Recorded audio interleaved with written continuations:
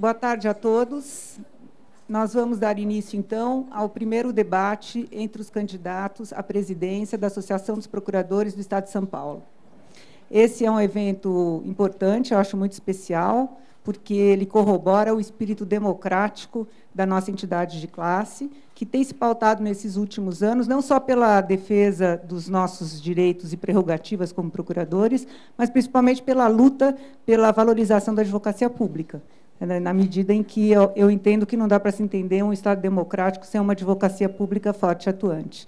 Então, por isso, eu queria até agradecer aqui a presença do Dr. Caio Guizardi, candidato à presidência, e do Dr. Marcos Nusdeu, que se dispuseram a vir aqui participar desse debate.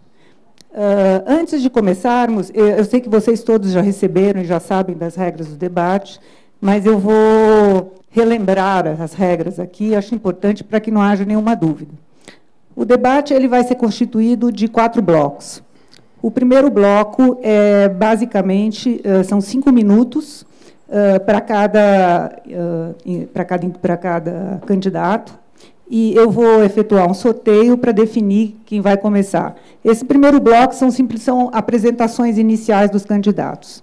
O segundo bloco ele se constitui das perguntas diretas que vão ser feitas entre os candidatos. São 4 perguntas ao todo, cada um terá direito a 2 perguntas, cada pergunta vai ter que ser respondida em 3 minutos. Após a resposta, o candidato vai ter direito à réplica de 1 minuto e à tréplica de mais 1 minuto. Todas as perguntas desse debate, tanto as da plateia quanto as perguntas entre os candidatos, elas são perguntas que são perguntas sobre temas genéricos. Elas são perguntas que não se referem especificamente à vida ou à atuação de nenhum dos candidatos. São temas genéricos que se referem a projetos, a dúvidas sobre a carreira. O terceiro bloco, então, é destinado às perguntas dos associados. Eu, durante toda essa semana, recebi perguntas no meu e-mail pessoal, eu recebi 58 perguntas, nenhuma foi descartada, todas vieram conforme as regras do debate, todo mundo se identificou, todas as perguntas foram genéricas. Essas perguntas, quando eu cheguei, eu coloquei na urna, e vocês que estão aqui devem ter colocado as perguntas também que vocês pretendem formular aos candidatos. O quarto bloco e último é um bloco destinado a simplesmente considerações finais. Serão mais 15 minutos. 3. 5 para cada um. 5 para cada um. Outra vez 5 minutos. Serão mais 5 minutos para cada um, para as considerações finais de cada candidato. Então, eu só quero frisar que a plateia não vai poder fazer perguntas diretamente aos candidatos. Todas as perguntas foram feitas, então, por escrito e colocadas na urna. Então, essas são as regras do debate, e nós podemos, então, começar. Esqueci de falar mais uma coisa, sobre o controle do tempo. Aqui na frente, existe um relógio que está controlando o tempo. Então, cada vez que nós formos iniciar uma fase do debate, eu vou dizer, são 5 minutos, são 3 minutos, 1 minuto para réplica ou 1 minuto para tréplica. Então, o gerenciamento vai ser feito, ali vai ser colocado o tempo, e os 2 candidatos estão enxergando, para eles poderem cronometrizar, se por assim dizer, o seu pensamento e raciocínio para terminar no tempo, e o cronômetro ele vai emitir um som, tem um efeito sonoro. A hora que ele tocar, os candidatos têm que têm que encerrar suas falas. Então, essas são as regras, e se vocês estiverem prontos, acho que a gente pode começar. Eu vou primeiro, então, sortear. Aqui tem o nome dos 2 candidatos.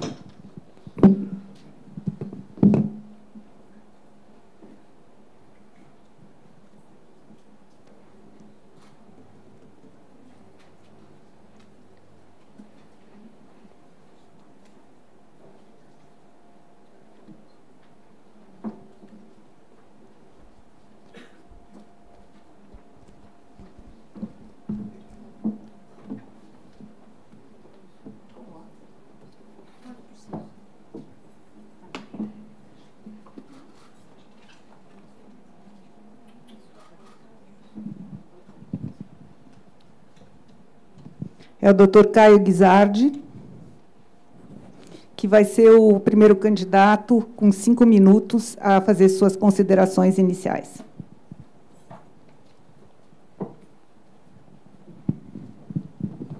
Bom, meus colegas, meus amigos, eu quero agradecer muito a presença de todos, aqueles que estão aqui, aqueles que estão nos assistindo ao vivo pelo site da PESP.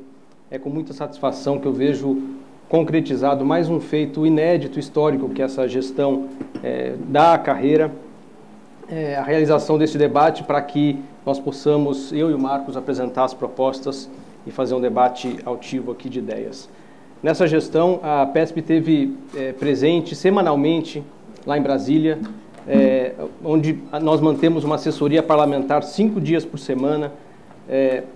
Nenhuma outra entidade de classe de procuradores do Estado tem a presença que a PESP tem lá. Nós estamos semanalmente, um diretor da PESP está em Brasília fazendo acompanhamento dos grandes temas da advocacia pública.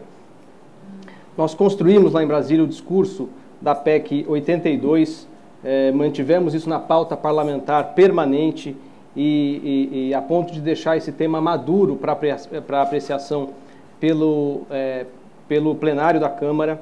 Fomos nós foi a atuação da PESP que conseguiu encerrar o ciclo de assinaturas necessárias das lideranças para pautar a PEC 82. Nós debatemos e acompanhamos de perto os temas mais relevantes para a advocacia pública nos últimos tempos. Eu estou falando da PEC 82, da 443, reforma da lei de licitações, desjudicialização da execução fiscal, unidade de representação jurídica dos estados, adicionais por tempos de serviço para as outras carreiras e sua possível extensão para as procuradorias, as PECs previdenciárias, o novo CPC. São mais de 30 projetos que nós acompanhamos presencialmente, pessoalmente, semanalmente em Brasília. Nós estivemos com todos os nossos deputados federais, com os 3 senadores, com o ministro José Eduardo Cardoso, com o presidente da OAB, Marcos Vinícius, diversas vezes, com a ANAP diversas vezes, com o vice-presidente Michel Temer 3 vezes nessa gestão. Conseguimos assento na Comissão da Advocacia Pública da OAB Federal, algo que não tínhamos, e eu, depois de muito batalhar, consegui assento. Na Assembleia Legislativa, nós estreitamos os nossos laços com a presidência, com os deputados, temos um acesso muito grande hoje ao Fernando Capês, presidente da Assembleia. Na defesa de prerrogativas, ajuizamos uma quantidade sem precedentes de ações coletivas, buscando benefício aos procuradores.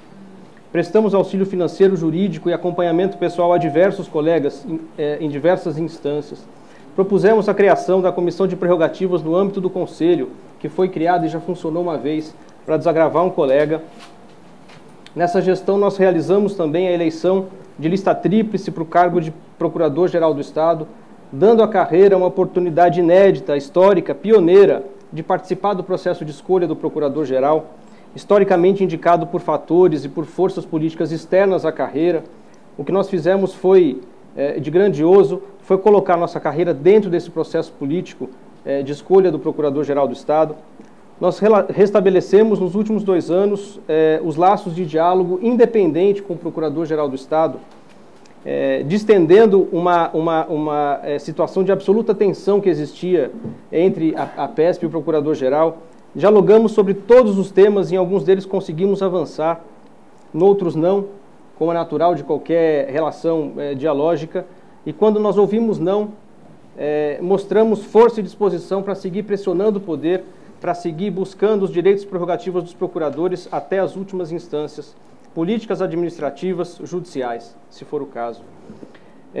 Com relação aos novos projetos, temos aí projetos que atacam a questão remuneratória, estrutural e de recursos humanos, projetos de médio, curto e longo prazo.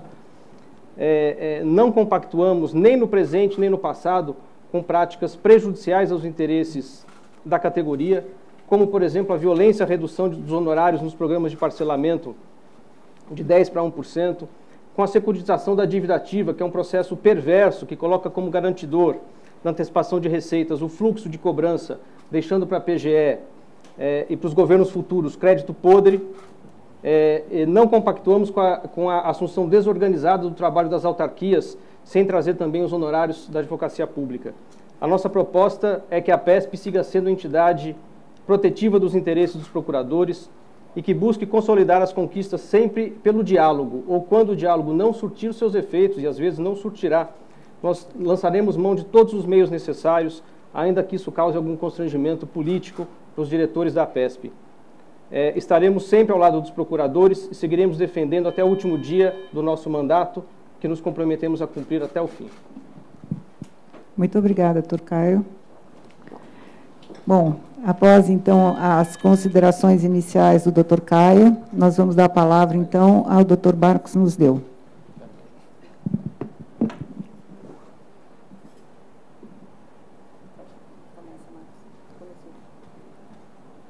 Caríssimos colegas aqui presentes, caríssimos colegas que nos acompanham pela internet,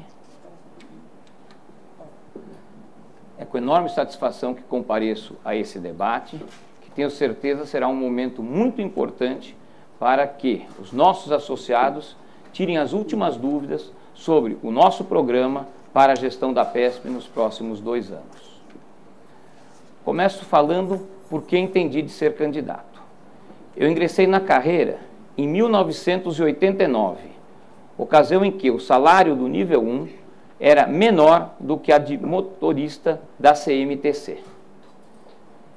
Os colegas antigos sugeriam que eu devesse continuar estudando para prestar novos concursos.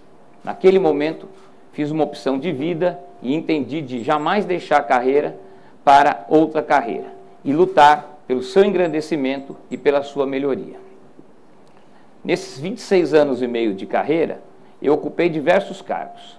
Fui conselheiro eleito, corregedor-geral, 2 vezes diretor financeiro da associação, presidente por um período e procurador-geral do Estado de 2007 a 2010.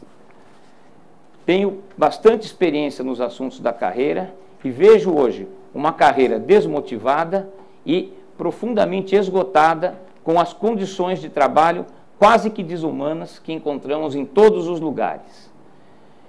Entendi que, nesses 2 anos, a situação da carreira piorou drasticamente, razão pela qual entendi de não me omitir nesta nova situação e de colocar toda a minha experiência e toda a expertise que adquiri nesses 26 anos e meio a serviço da minha carreira. Portanto, tenho um conjunto de propostas que, tenho certeza, poderá trazer melhorias para a instituição. Vamos atuar muito próximos do procurador, conhecendo a sua realidade por meio dos nossos núcleos de acompanhamento das 3 áreas de atuação. Esses núcleos não destinam-se a fazer mais um relatório ou mais contabilizar dados e eventualmente fazer propostas genéricas. É um núcleo que vai mapear o dia a dia dos colegas. Estaremos lado a lado com os colegas de todas as unidades, da capital e do interior, do contencioso tributário fiscal e da consultoria, para ver as reais condições de trabalho de cada um dos nossos colegas. E, de posse desses dados, que temos certeza coletaremos muito rapidamente, levaremos aos subprocuradores para a adoção de todas as providências cabíveis para fins de resolver essa situação. Faremos tantas reuniões com os subprocuradores quantas necessárias forem, e no prazo em que isso se mostrar necessário. Se for necessário reuniões semanais, faremos reuniões semanais. Se for necessário prazo ainda menor, faremos dessa maneira. Quero que todos os colegas saibam que a APESP estará do seu lado, em todos os momentos do seu trabalho. Mas não é só. Acompanharemos todas as ações e medidas que interessam aos procuradores, as legislativas e as judiciais. No que se refere a Brasília, faremos um acompanhamento pessoal, melhor que o Dr. Caio fez. Estaremos lá todos os dias que tiver votação e mesmo nos dias que eventualmente não tenha votação, teremos a nossa participação permanente junto aos líderes partidários e aos deputados. Já tive experiência disso. Soube e percebi muito rapidamente que eventual ausência num dia específico pode causar o fim de um sonho. Refiro-me ao subteto remuneratório, que só conseguimos porque era a única entidade que estava presente naquela madrugada do dia 5 de agosto de 2003. Acompanharemos todas as situações que envolvam os nossos colegas aposentados. Não permitiremos nenhuma medida que ceife qualquer direito dos seus aposentados. E no que se refere às propostas de reforma da Previdência, que já se avizinham, estaremos prontos para a luta dioturna contra as alterações que se propõem na Emenda Constitucional 41 e na Emenda Constitucional 47. Temos propostas relativas à questão remuneratória, às questões funcionais e às questões institucionais. Usarei toda a minha experiência para bem desempenhar o mandato, caso receba a honra de ter o seu voto. E prometo estabelecer um canal de negociação com o Procurador-Geral que surtirá efeitos, tenho certeza. Muito obrigada, doutor Marcos. Terminamos, então, o primeiro bloco do debate e vamos iniciar o segundo bloco. O segundo bloco, como eu já disse anteriormente, é constituído das perguntas a serem feitas entre os candidatos, 2 perguntas cada um. Eu vou sortear, então, novamente, aquele que fará a primeira pergunta. Sandra, por favor.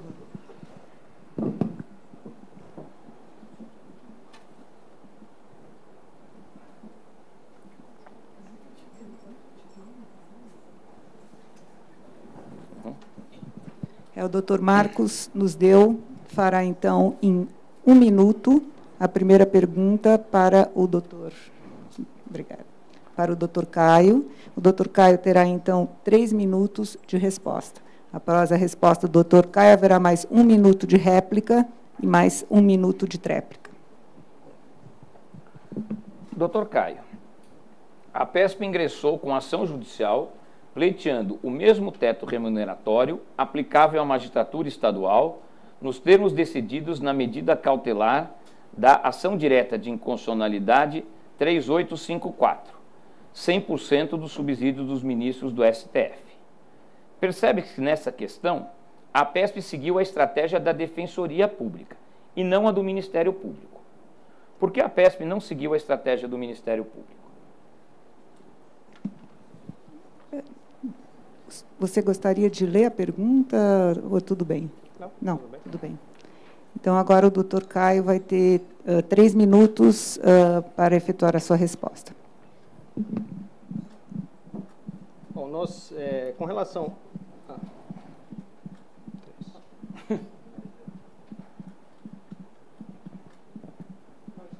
Com relação a esse tema, a nossa estratégia foi inicialmente colher todas as informações no Brasil todo e verificamos aí que pelo menos 15 estados da federação pagavam seus procuradores no teto do Supremo Tribunal Federal. Juntamos todos esses pareceres, que são pareceres internos de unidades como o seu trabalho, pareceres PA, levamos ao Procurador-Geral, levamos o pleito administrativo para que isso pudesse ser estendido aos procuradores. Administrativamente, a resposta do Procurador-Geral foi não, isso não seria possível administrativamente. Então, nós submetemos o tema a uma Assembleia Geral da Associação, que autorizou a PESP, por unanimidade, a ajuizar uma ação coletiva para buscar a aplicação do teto 100 aos procuradores. De modo que a estratégia que nós adotamos foi aquela estratégia de tentar, primeiro, o diálogo institucional, ele tendo sido frustrado, submeter isso ao Poder Judiciário depois de uma prévia autorização da carreira, que, repito, em Assembleia Geral, autorizou a PESP a judicializar da forma como foi judicializado. Então, a resposta é que nós adotamos a estratégia que a carreira nos autorizou e, mais do que isso, que a carreira nos determinou. A atual gestão da PESP se pauta pelas autorizações e pelas determinações da Assembleia Geral e, portanto, foi isso que fizemos neste caso. Você ainda tem um tempinho, agora eu tiro. Bom, então, nós vamos dar a palavra, então, ao doutor Marcos, que terá 1 minuto para fazer a sua réplica.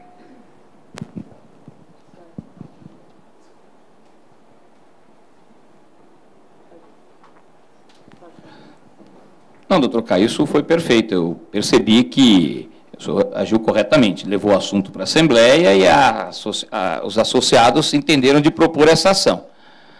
é que o Ministério Público fez uma atuação diferente, ele não propôs uma ação judicial. Então, eu queria saber exatamente por que o senhor optou por propor uma ação judicial e não seguir a estratégia do Ministério Público.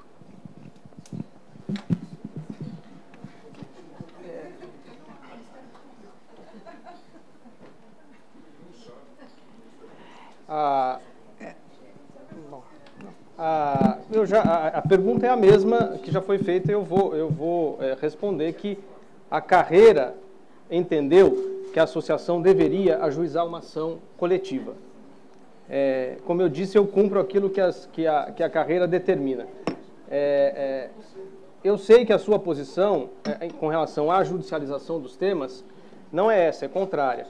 Entretanto, esse é um tema que vem sendo debatido pela carreira há muito tempo, se o senhor não sabe. A carreira exigiu que a PESP passasse a fazer judicializações.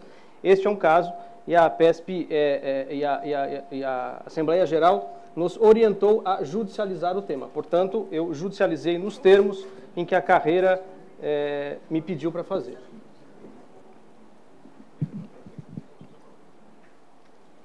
Terminada a primeira pergunta, com direito à réplica e à tréplica.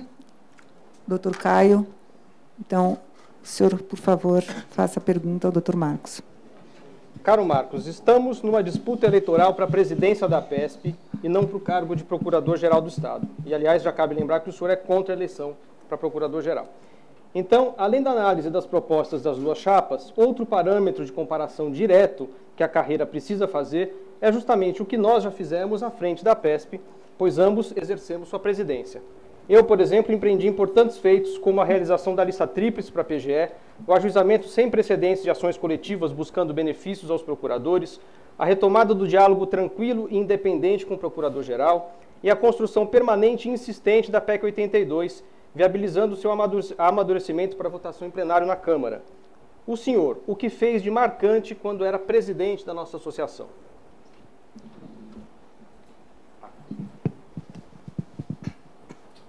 Vou dar a palavra, então, para o doutor Marcos responder em 3 minutos.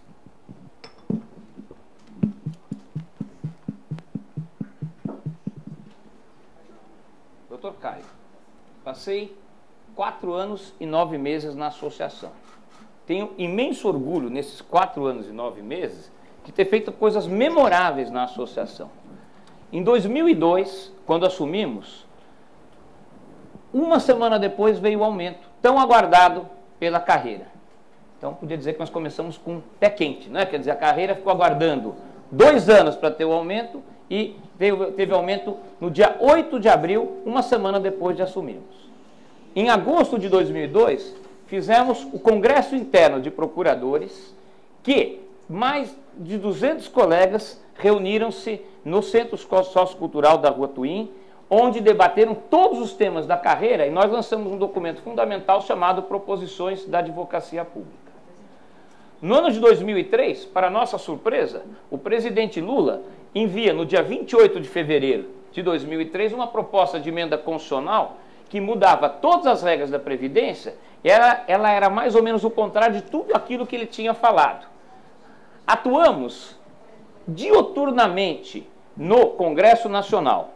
Aí faço questão de dizer, não sozinho, mas junto com o presidente, doutor Damião, para fins de modificar esta emenda. O que é muito difícil quando se tem consensos. Ou seja, nós tivemos que rachar a base do governo. Conseguimos mudar regras importantes garantindo a paridade e a integralidade para os colegas que ingressaram antes da emenda constitucional 41 ser promulgada. Conseguimos o que eu considero a maior vitória da carreira da nossa geração, o subteto remuneratório do Poder Judiciário para os procuradores do Estado em plenário. Os senhores não têm ideia como isso é difícil. Nenhuma outra carreira conseguiu ser incluída no subteto do Poder Judiciário no plenário. Ou entraram antes ou não entraram. A única carreira que entrou foram os procuradores do Estado. Acompanhamos e ajudamos a divulgar a PEC paralela, que atenuava algumas regras da reforma da emenda 41. Ela tramitou conjuntamente com a emenda 41. Fizemos todo esse trabalho. Acompanhamos a reforma do Poder Judiciário, no qual lutamos galhardamente para conquistarmos a autonomia administrativa da Procuradoria no Senado Federal. Infelizmente, não conseguimos naquele momento. Fizemos memoráveis assembleias para discutir todos os caminhos possíveis que os procuradores quiseram. Seja naquelas assembleias que discutiram assuntos de consenso, seja quando teve dissenso com relação ao Procurador-Geral.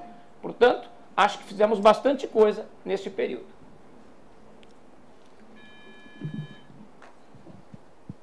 Um minuto para a tréplica. Caro Marcos, a minha pergunta foi com respeito à sua gestão como presidente da PESP. Você elencou os feitos aí da gestão do Damião à frente da PESP. Eu gostaria de saber, nos seus 9 meses, que realizações o senhor deixou para a carreira. Aliás, também já pergunto aqui, já que falamos do Damião, na sua opinião, o presidente da PESP, quando o senhor era o diretor financeiro, e o presidente e o vice-presidente, que virou presidente da PESP, quando o senhor renunciou ao mandato, apoiam a chapa Avançar e Construir. Na sua opinião, por que os dois presidentes que trabalharam com o senhor dentro da PESP apoiam a chapa Avançar e Construir e não apoiam o senhor?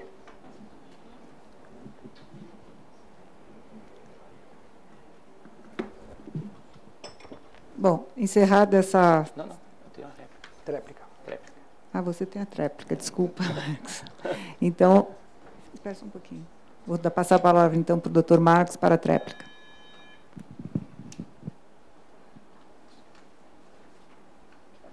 Eu imaginei que o senhor quisesse saber tudo o que eu fiz na PESP, até porque uma parte foi um período que o senhor não estava na carreira. Então, acho que é importante a gente dizer tudo o que a gente fez. Agora, especificamente dos meus últimos 9 meses como presidente, eu me orgulho de ter feito uma assembleia em 9 meses para discutir questões importantes da carreira, que na época queria paridade remuneratória e ela não veio. Então fizemos uma assembleia para ver o que fazer no ano de 2006. Tá? Me orgulho de ter acompanhado no Congresso Nacional uma proposta que iria desmantelar o serviço público, que era uma mini constituinte para discutir simplesmente a reforma administrativa e a reforma previdenciária dos servidores. Proposta pelo deputado Regis de Oliveira e com grandes chances de ser aprovada. Atuamos em Brasília para dizer que ou se tem uma constituinte inteira ou não se pode ter mini constituinte. Portanto, eu me orgulho muito de, nos 9 meses que eu participei da PESP, ter feito coisas importantes para a carreira.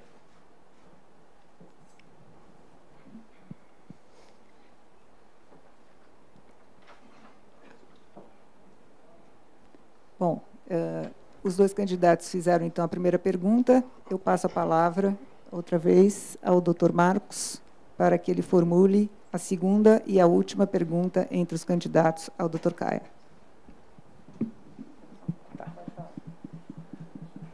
Doutor Caio, conforme notícia do DIAP, publicada no informativo da PESP, no próximo ano, certamente o governo federal tentará efetuar uma reforma previdenciária no regime próprio dos servidores, alegando que, em razão de o déficit ter aumentado 50% em apenas 5 anos, com previsão de dobrar até 2018, será necessário aumentar as idades mínimas de aposentadoria e, eventualmente, suprimir as regras da paridade e integralidade para os servidores que a possuem.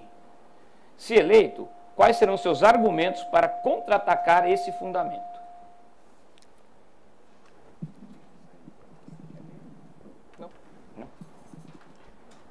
Marcos,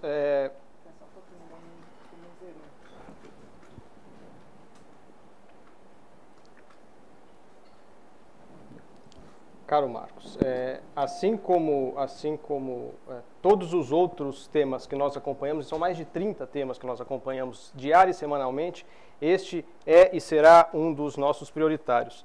Aliás, é importante dizer que há 4 PECs tramitando, tratando do sistema previdenciário atinente aí aos procuradores e aos servidores públicos em geral.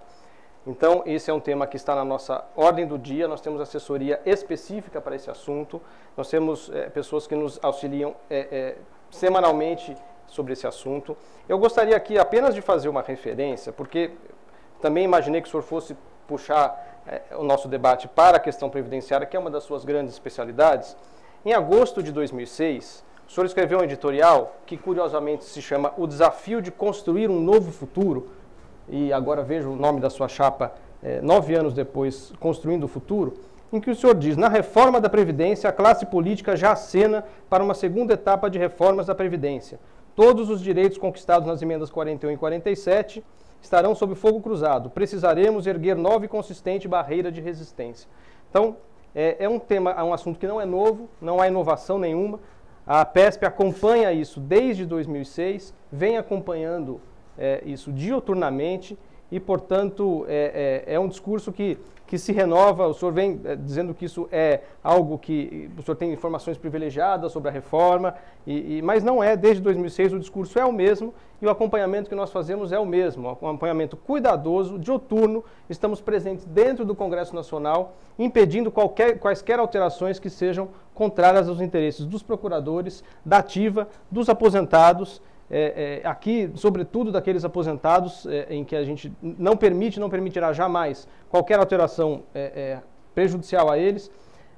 Sobre a questão previdenciária, nós temos uma ação, inclusive, que discute a questão dos mais novos. Então, temos preocupações efetivas com relação aos mais novos na carreira, aos que estão na carreira, nos regimes de transição e aqueles que já se aposentaram. Portanto, Marcos, eu fiz questão de trazer isso aqui porque esse discurso não é novo, nós o acompanhamos há muito tempo e essas alterações que o senhor diz que serão para amanhã, o senhor vem dizendo que serão para amanhã desde agosto de 2006. Então, estamos atentos, estamos muito cuidadosos com isso.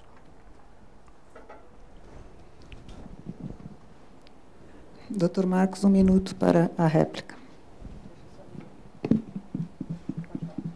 Doutor Caio, não tenho dúvida que o senhor está atento. O que eu disse aqui, o informativo da PESP trouxe notícia do DIAP de que o ano que vem eles vão estudar isso. Não estou dizendo que vai acontecer. O informativo da PESP diz que pode acontecer. E eu fico muito preocupado, porque eu perguntei qual argumento o senhor vai usar para contra-atacar esse fundamento, que é o que eles vão dizer. Tomara que eles não queiram fazer. Se eles não quiserem fazer, melhor para nós todos. Mas eles vão fazer esse fundamento. Já estão começando a dizer. Então, o que eu queria saber é o argumento que o senhor vai usar para dizer que isso tudo não funciona. É só isso que eu quero saber. Eu tenho certeza que o senhor está acompanhando. Eu realmente tinha expectativa que surgiria um dia. Aguentamos 10 anos, mas eu temo que está na ordem do dia uma reforma da Previdência.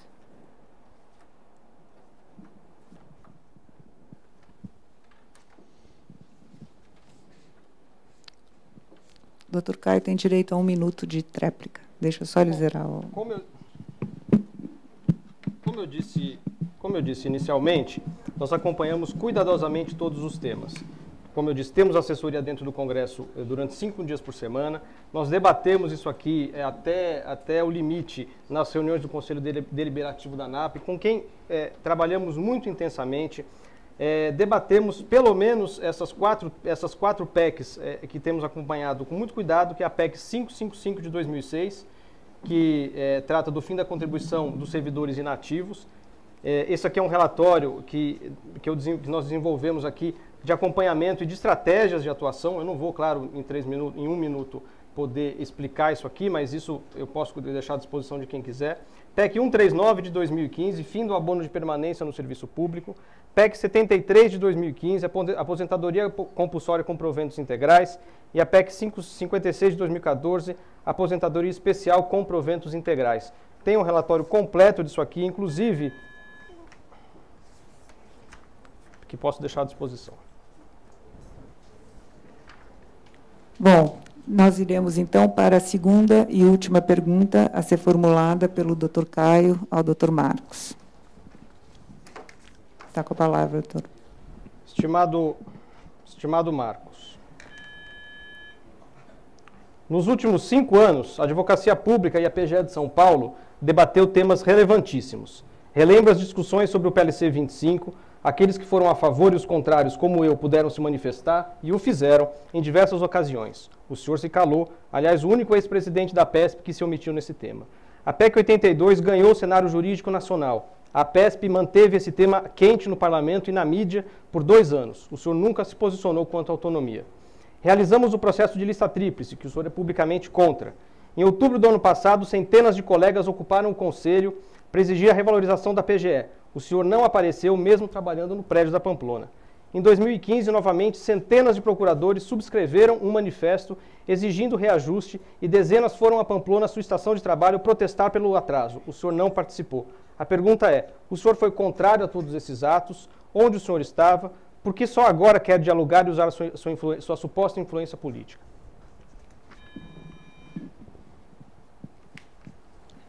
Doutor Marcos, tem 3 minutos, um minutinho só, para responder.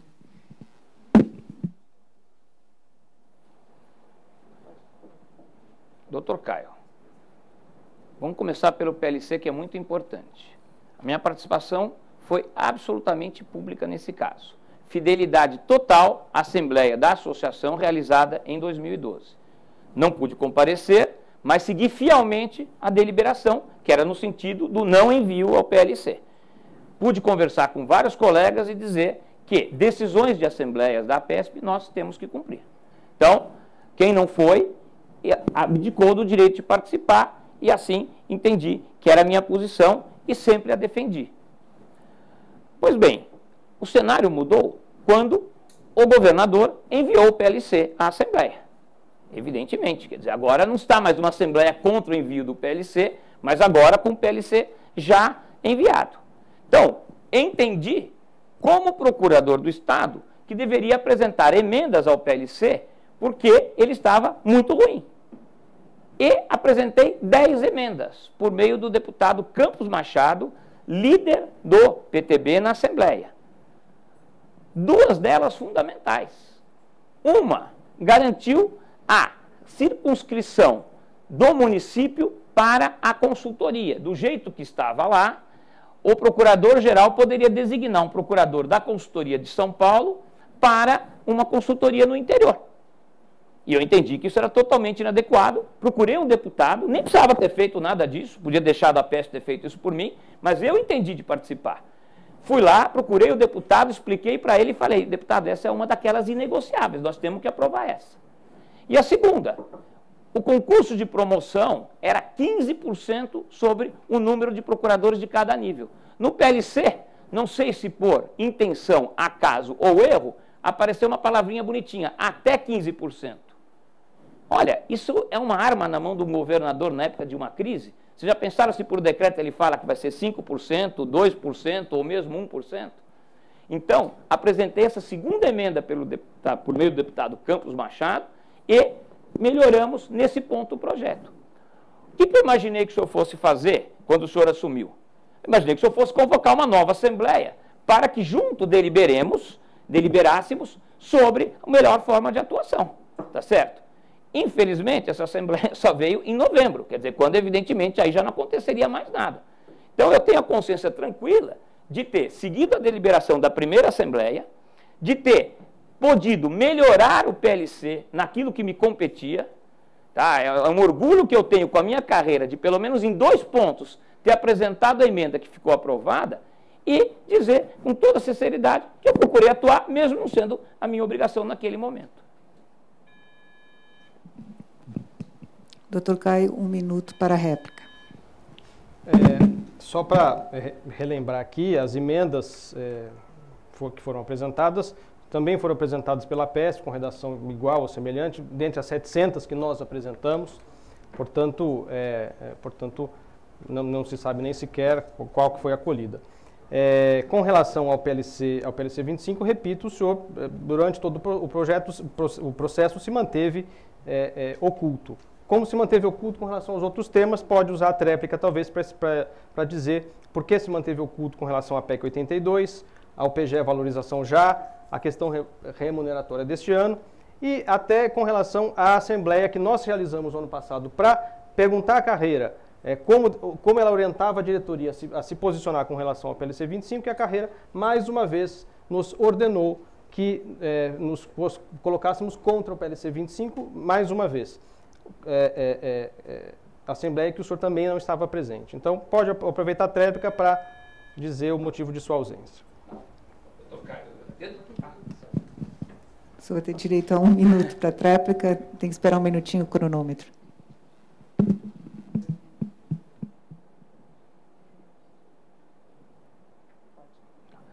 Não, doutor Caio, eu entendo perfeitamente. É que eu acho que a Assembleia tinha que ser realizada antes, tá certo? Essa decisão, no momento em que estava posto a possibilidade ou não de continuar uma luta ou de eventualmente melhorar o PLC, então seria o momento de eu convocar a Assembleia imediatamente. Eu tenho certeza que daria a minha contribuição. De fato, não entendi de participar numa Assembleia realizada em novembro, quando esse assunto já estava absolutamente encerrado. Então, eu quero deixar muito claro que segui a decisão da Assembleia de 2012, apresentei emendas, como a PESP apresentou, então, o senhor repara que o senhor está dizendo que eu fiz o certo, os senhores também fizeram emendas. Então, eu fico muito contente de a minha emenda ter tido uma emenda igual de vocês. Agora, dizer que eu não participei e querer isso imputar a mim é completamente inverídico. Eu participei, seja pela apresentação da emenda, seja por procurar o deputado explicando a necessidade de uma melhoria no PLC.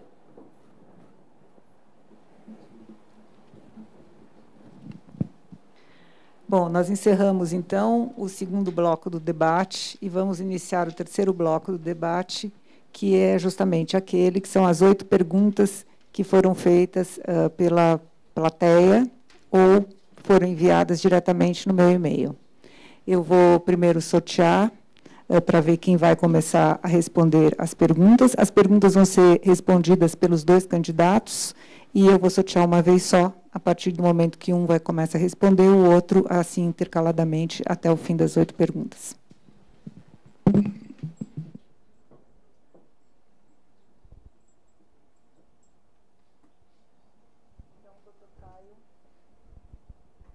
O doutor Caio vai iniciar a resposta das perguntas. E eu vou sortear, então, a urna.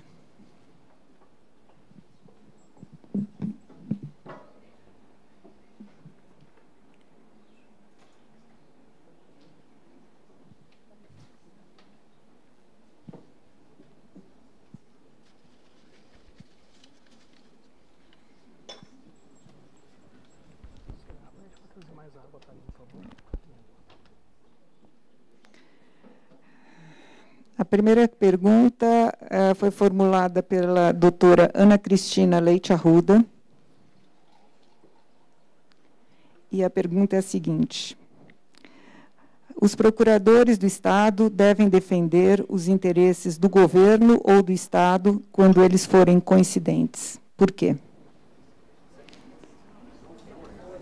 Colidentes. Aqui está forem. Durante a minha isenção, a doutora não forem. Não forem. Então, para os... quando não forem. É que aqui está forem. Então, os procuradores do Estado devem defender os interesses do governo ou do Estado quando eles não forem coincidentes. Por quê? Então, quem vai responder primeiro é o doutor Caio, e são, se não me engano, 3 minutos, é isso? 3 minutos. A resposta a essa pergunta passa pela grande discussão acerca de advocacia de governo, de advocacia de Estado. Aqui, claro, entendido o governo não como administração pública, mas como o partido político, o governante que está temporariamente no poder. Evidentemente que quando os interesses são conflitantes, não forem concorrentes, não forem o mesmo interesse, cabe à Procuradoria-Geral do Estado, que é um órgão permanente, defender o ente permanente, que é o Estado, e não o ente passageiro, que é o governo. Essa aliás, revela um grande debate que se costuma ter entre a entidade de classe e o Procurador-Geral ou os Procuradores Gerais, que quando assumem essa função, passam a defender o governador, passam a defender os interesses do governo eleito, às vezes até em detrimento do interesse do Estado, do interesse público, classicamente chamado de primário. Esse tema também passa pela discussão da questão da autonomia. A meu sentir, somente quando nós tivermos de fato uma autonomia administrativa a ponto de romper com o vínculo hierárquico político que existe hoje entre o Procurador-Geral e o governador, é que nós poderemos superar essa questão de advogarmos ou não para o governo ou para o Estado. A meu sentir, o processo de lista tríplice é um procedimento que permite o rompimento desse vínculo hierárquico político que hoje existe entre governador e procurador-geral do Estado. É evidente que o procurador-geral do Estado tem que ser um homem de confiança. Isso não está em dúvida. Agora, essa confiança não pode se estabelecer num vínculo de subordinação, mas sim num vínculo de confiança técnica. Na medida em que o governador deve escolher alguém da carreira e alguém indicado em lista tríplice, ao meu sentir, pela carreira, este vínculo de confiança ele se estabelece quase que naturalmente, quase que obrigatoriamente, porque é uma confiança técnica, uma confiança na capacidade técnica do colega exercer o cargo de procurador-geral. Portanto, ao meu sentir, Procuradoria exerce advocacia de Estado e, para isso se consolidar de forma efetiva, somente quando conseguirmos autonomia e quando conseguirmos participar da escolha do Procurador-Geral para romper com a subordinação que existe hoje entre o governador e o Procurador-Geral, que pode demitir o Procurador-Geral a qualquer tempo. A meu sentir, também precisamos pensar e evoluir para a ideia de mandato ao Procurador-Geral, rompendo, portanto, com essa vinculação hierárquico-política que existe hoje. A vinculação será apenas de ordem técnica e a confiança será uma confiança técnica. Eu passo a palavra, então, ao Dr. Marcos para responder a mesma pergunta por 3 minutos. Um minutinho só.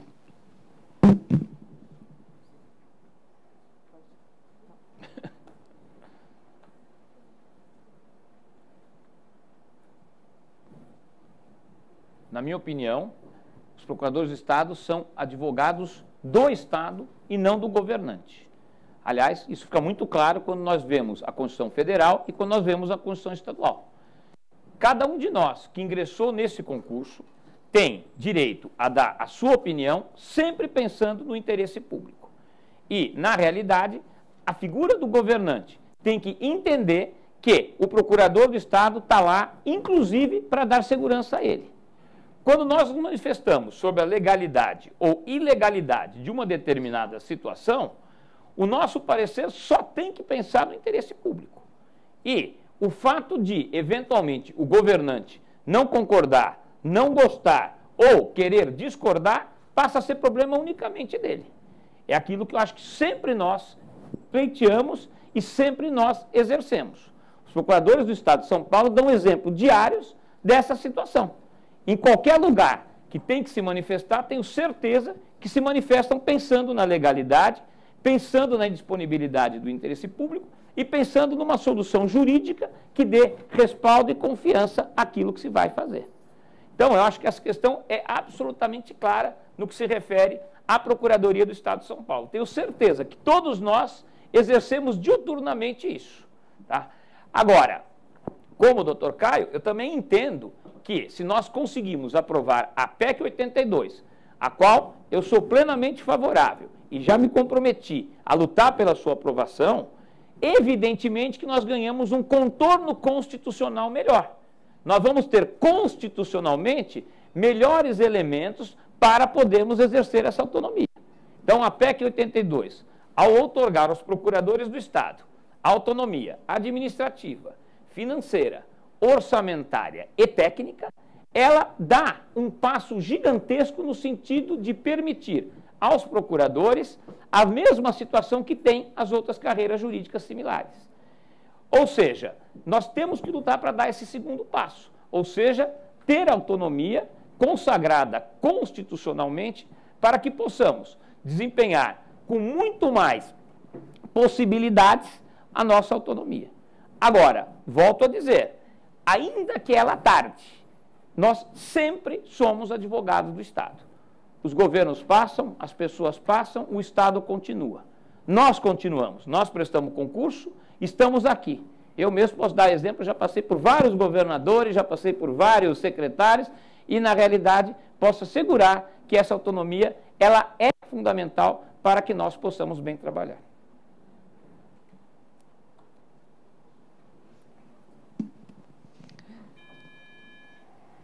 Eu vou sortear, então, a segunda pergunta.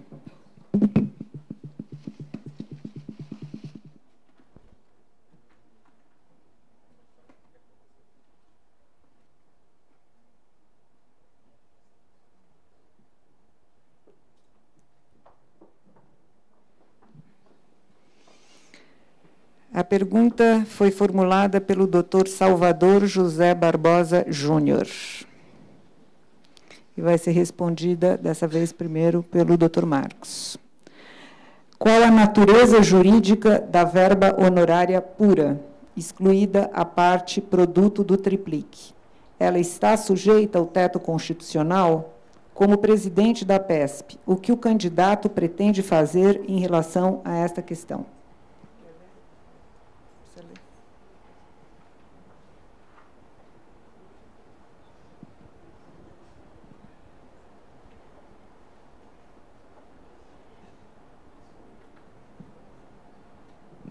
Vou passar a palavra, então, para responder essa pergunta, primeiro para o Dr. Marcos.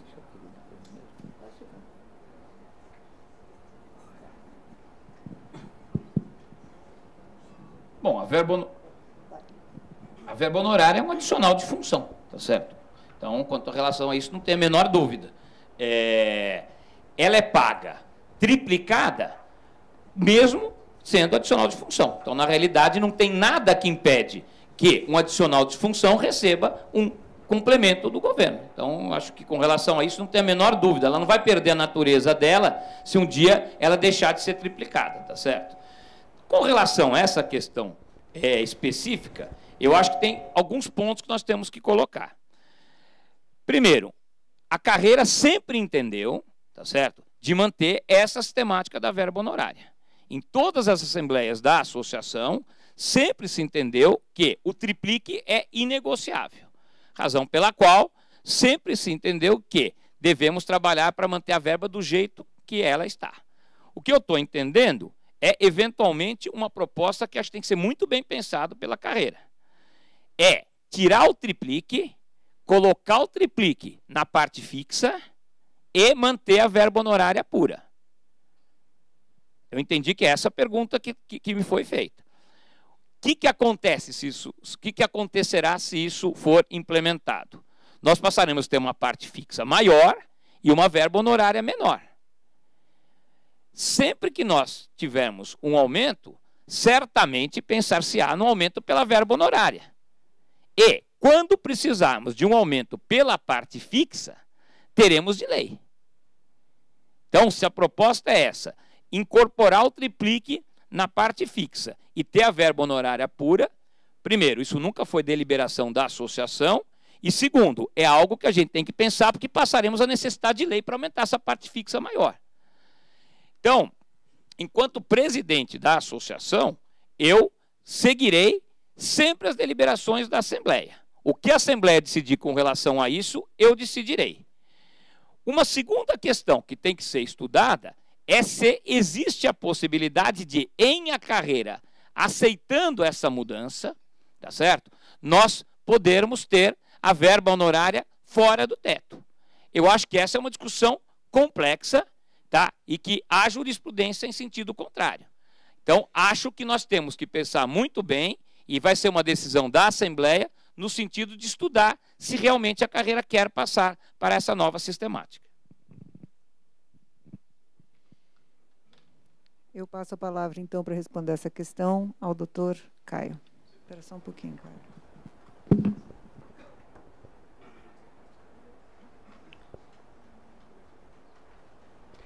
Eu tenho uma visão substancialmente diferente dessa do meu colega Marcos. A meu sentir, a verba honorária ela é verba do advogado, portanto, ela tem natureza privada, verba honorária pura, tem natureza privada, e, portanto, permite o pagamento acima do teto. Entendo que o sistema do triplique, como disse o Marcos, é um sistema que nos traz vantagens por conseguir reajustes anuais sem precisar de lei, sem precisar levar esse assunto à Assembleia.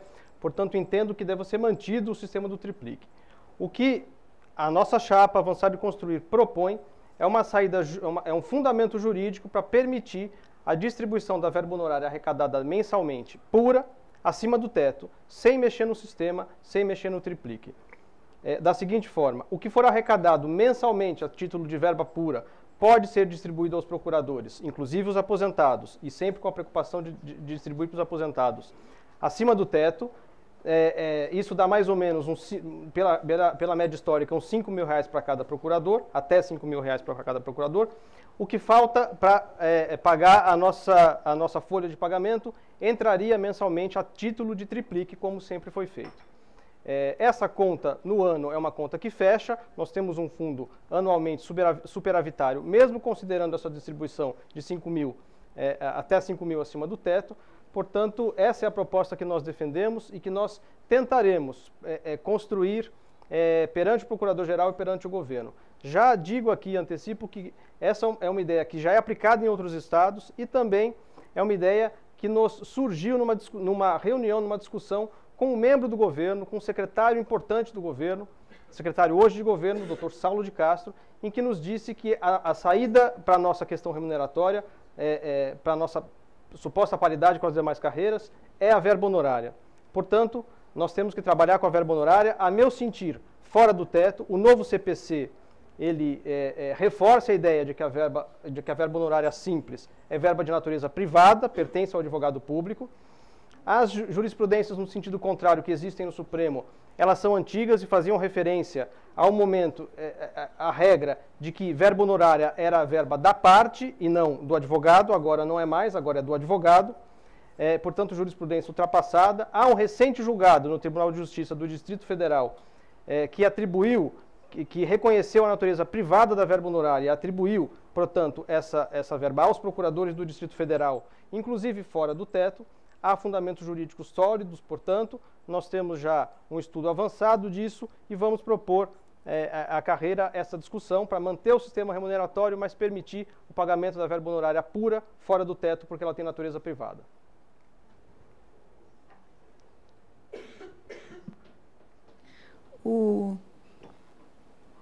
Ele não apitou, mas... Apitou?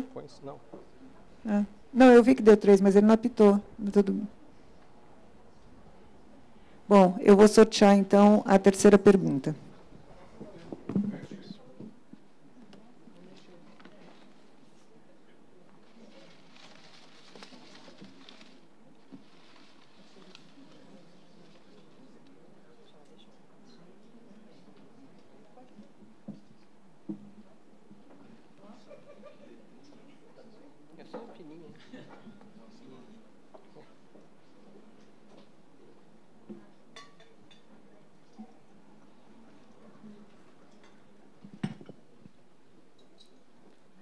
O primeiro a responder agora, então, é o Dr. Caio.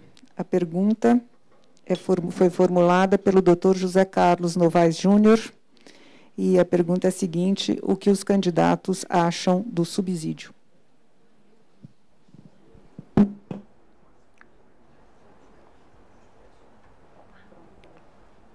A pergunta é bastante genérica. Eu entendo, né, Zé Carlos, que ela seja o que eu acho, como eu acho que a carreira deve se portar com relação ao subsídio. Já houve uma assembleia da associação com relação a este tema e a carreira se posicionou contra o subsídio, contra a migração para o sistema de subsídio. As demais carreiras jurídicas que foram para o subsídio, todas elas enfrentam o problema aí dos reajustes anuais, que dependem de irmos à Assembleia fazer esse debate, e todas aquelas que foram para o subsídio, de uma certa forma, pretendem ou sair dele ou criar mecanismos que relativizem o subsídio. Acho, portanto, que nós não devemos mexer no nosso sistema remuneratório, não devemos migrar para outro sistema remuneratório.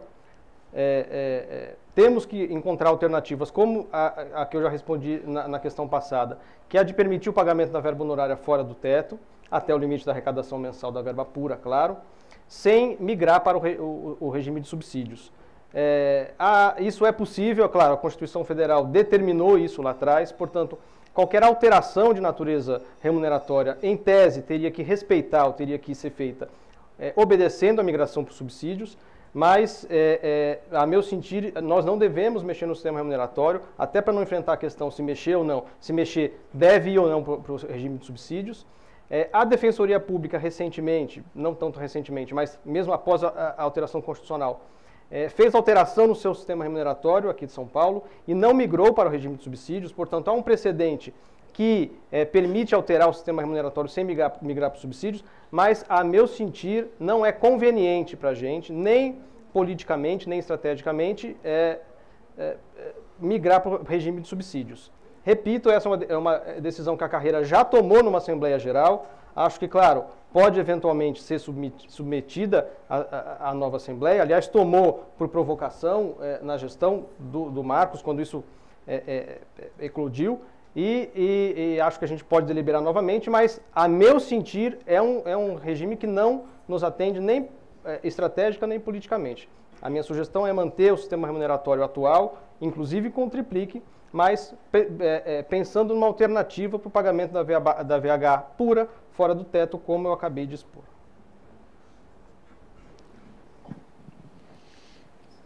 Eu passo a palavra, então, ao doutor Marcos para responder a mesma pergunta. Um minutinho só.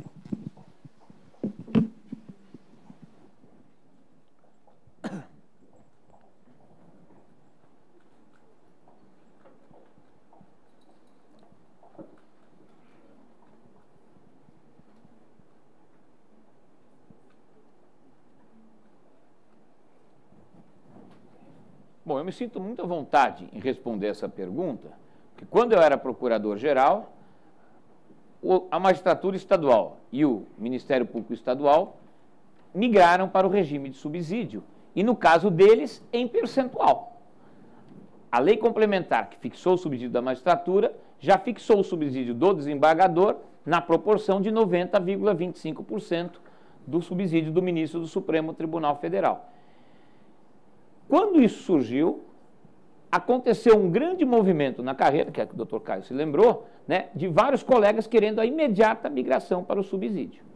Então, na nossa época de procurador-geral, fizemos algumas reuniões abertas do Conselho para verificar se isso era conveniente ou não. E falei na época para o presidente da PESP, Dr. Ivan, no sentido de ele estabelecer uma assembleia onde o assunto fosse bastante debatido.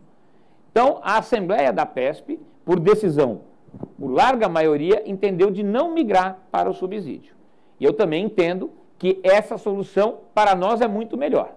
Quer dizer, migrar para o subsídio é, evidentemente, nós trocarmos, neste momento, a nossa possibilidade de reajuste pela verba honorária para um sistema que nós vamos precisar de lei a cada momento. Eu não sinto que nós tenhamos segurança em criar para os procuradores um subsídio por percentual. Para a magistratura isso é possível por força da regra do artigo 93, inciso 5º da Constituição. E para o Ministério Público isso é possível por força da regra do artigo 128, parágrafo 4º da Constituição. Ou seja, eles têm normas constitucionais que eles asseguram o aumento automaticamente de seus subsídios quando é aumentado o subsídio do ministro do Supremo Tribunal Federal. Nós não temos essa norma. É algo que temos, portanto, que refletir muito bem se para nós será vantajoso. Agora, como o doutor Caio falou, aparentemente surgirá uma situação nova por meio da AGU. A AGU recebe subsídios num valor muito longe do teto e vai receber verba honorária, por força de decisões aparentemente já prontas a ser tomadas. Portanto, pela primeira vez, vai ser estudada a possibilidade de uma carreira receber subsídio e verba honorária. E é um ponto que nós vamos ter que ficar muito atentos para ver essa possibilidade. Então, eu acho que, cumprindo a decisão da Assembleia, a minha posição enquanto presidente da PESP, se eleito for, será de lutar pela melhoria remuneratória dentro do sistema atual. Tá? Tenho já, inclusive, uma proposta concreta quanto a isso.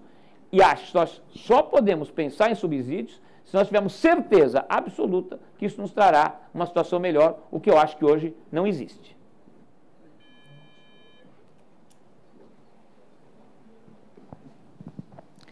Vamos, então, sortear a quarta pergunta.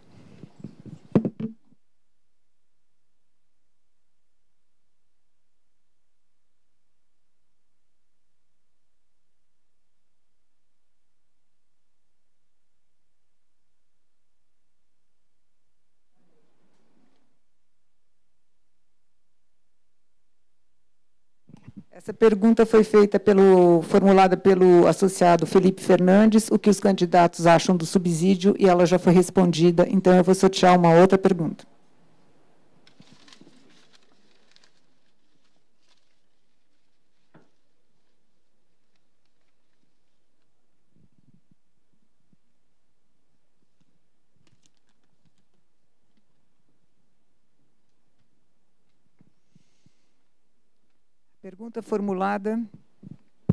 Pergunta formulada pelo associado Dr. Danilo Bart Pires. Quem vai responder primeiramente a pergunta agora é o Dr. Marcos. Que medidas serão adotadas pelo candidato quando à frente da PESP as conversas com o gabinete da PGE, acho que é GPG aqui, né?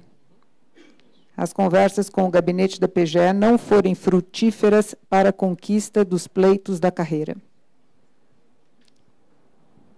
Quer ler?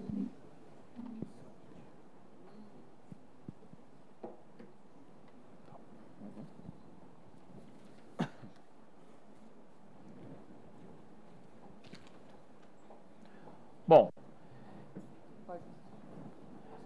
eu tenho certeza que, se eleito for, estabelecerei com o Procurador-Geral do Estado um diálogo franco, propositivo e buscando sempre a solução dos problemas que nós vamos encontrar na carreira. Então, eu tenho propostas concretas com relação à questão remuneratória, com relação a questões funcionais, com relações a questões institucionais e mesmo com relação ao dia a dia dos procuradores. Então, tenho certeza que uma postura altiva e independente, que eu sempre tive na vida, em todos os cargos em que ocupei, e no momento em que estive na PESP, serão a garantia de que eu estarei cumprindo aquilo que para mim será o mantra da minha gestão, se eleito for. A minha fidelidade é apenas aos associados da PESP. O presidente de uma entidade de classe de procuradores deve fidelidade apenas aos associados e aos seus interesses democraticamente discutidos e deliberados. Então, quando for falar com o Procurador-Geral, tenho certeza que ele saberá que eu represento esse tipo de interesse e as propostas que eu eventualmente fizer serão as propostas que atenderão o interesse dos associados. Tenho certeza que conseguiremos consensos e que eventualmente não conseguiremos consenso com relação a tudo. Então, fica sempre a possibilidade de dizer o que se faz quando você não consegue, naquele primeiro momento, um consenso. A minha postura será sempre chamar a carreira. A carreira é que vai deliberar coletivamente, em cada situação concreta, o que ela quer naquele momento. Ou seja, chamarei reuniões abertas, irei às unidades para dizer tudo aquilo que conversei com o Procurador-Geral e tudo aquilo que ele falou. E, juntos, deliberaremos coletivamente. Eu parto do princípio de que uma diretoria ela tem sempre que manter esses contatos permanentes com seus associados. Sou, como disse no meu programa, escravo das deliberações da minha entidade. Portanto, sempre que o consenso não for possível, nós nos reuniremos e decidiremos juntos fazer o que vamos fazer. Se a carreira quiser pressão, nós vamos fazer pressão, como já fizemos no passado. Se a carreira quiser enfrentamento, faremos enfrentamento, como já fizemos no passado. Portanto, a minha posição, sempre, nos 2 anos que pretendo estar na PESP, caso eleito seja, é no sentido de sempre consultar a carreira e sempre agir de acordo com o que a carreira decidir. Eu passo a palavra, então, ao Dr. Caio para responder a mesma pergunta. Como eu já pude dizer, nos últimos 2 anos, essa atual diretoria insistentemente reatou atos de diálogo, de conversa com o Procurador-Geral, com o Elival, com o seu gabinete, de forma efetiva. É claro que não é em 100% das vezes que o diálogo avança. É importante fazer uma diferença aqui. Nós sempre dialogamos. O que eventualmente não acontece em uma ou outra situação é a gente chegar a um acordo. O projeto de lei orgânica é um exemplo disso. Nós dialogamos intensamente, mas não chegamos a um acordo.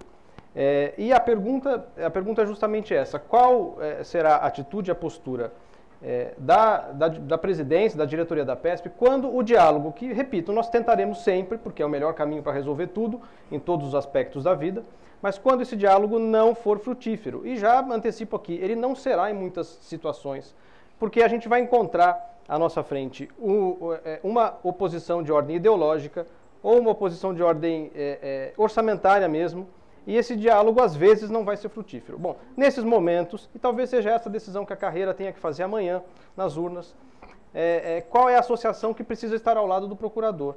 Aquela que tem o discurso do diálogo, mas que se encerra nele, ou se é a PESP que vai estar ao lado do procurador até as últimas instâncias, até os últimos momentos. Esse ano, nesses últimos 2 anos, nós levamos ao Procurador-Geral diversos pleitos e conversamos e evoluímos em diversas questões. Nós discutimos lá a aplicação do teto 100 aos procuradores, auxílio alimentação, auxílio saúde, criação de 10% de honorários nos protestos, GAI indenizatória, enfim, diversos assuntos. Alguns a gente conseguiu avançar, a gente conseguiu fazer tramitar na conversa, no diálogo, esse projeto para colocar 10% nos honorários dos protestos. Isso está na PAT, espero que saia com parecer favorável, algo que a gente construiu coletivamente com o Elival. Nós conseguimos trazer para São Paulo, depois de 19 anos, o Congresso Nacional de Procuradores. Fomos ao Elival, dissemos da importância de recolocar São Paulo no centro das atenções do cenário científico. Ele concordou, nós trouxemos para 2017 o Congresso Nacional para cá. Nós conseguimos viabilizar agora, nos próximos dias, até o final do ano, uma audiência com o governador, algo que fazia muito tempo que a PESP não conseguia, e na conversa conseguimos convencer o Elival da importância de estarmos lá. Ele vai viabilizar, já disse publicamente, uma audiência com o governador. Agora, nem sempre vai funcionar, como eu disse, e quando não funcionar, a chapa Avançar e Construir, se for reeleita, vai judicializar, se for o caso, vai buscar caminhos administrativos dentro do governo, se for o caso, e vai insistir nas alterações legislativas e constitucionais em Brasília, o que nós temos feito, como eu já disse, semanalmente, para trazer benefícios de fora para dentro, porque internamente os benefícios têm sido lentos e difíceis.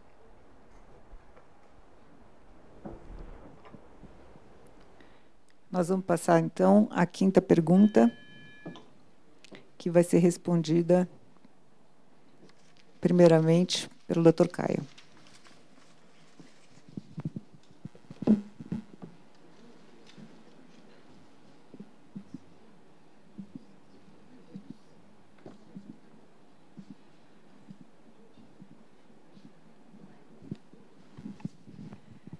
A pergunta foi formulada pela doutora Cíntia Orefse.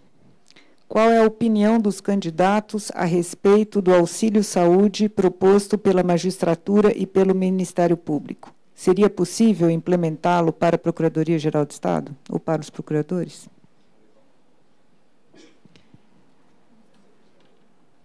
O doutor Caio vai ser o primeiro a responder a pergunta, então. Tramitam na Assembleia Legislativa aqui do Estado de São Paulo 2 projetos de lei importantes que a gente tem acompanhado também muito de perto, que são para a criação do auxílio saúde para os juízes e para os promotores. Assim que nós tomamos conhecimento do trâmite desses projetos na Assembleia Legislativa, nós elaboramos uma minuta, um anteprojeto de lei com lastro no fundo da verba honorária para facilitar orçamentariamente, inclusive, a negociação, para criar para os procuradores o auxílio saúde. Isso foi apresentado ao Elival numa reunião de diretoria da PESP com o gabinete. Nós protocolamos esse pedido, externamos a preocupação de que isso fosse encaminhado para a LESP com rapidez, porque tramitam lá dois projetos para o MP e para a magistratura.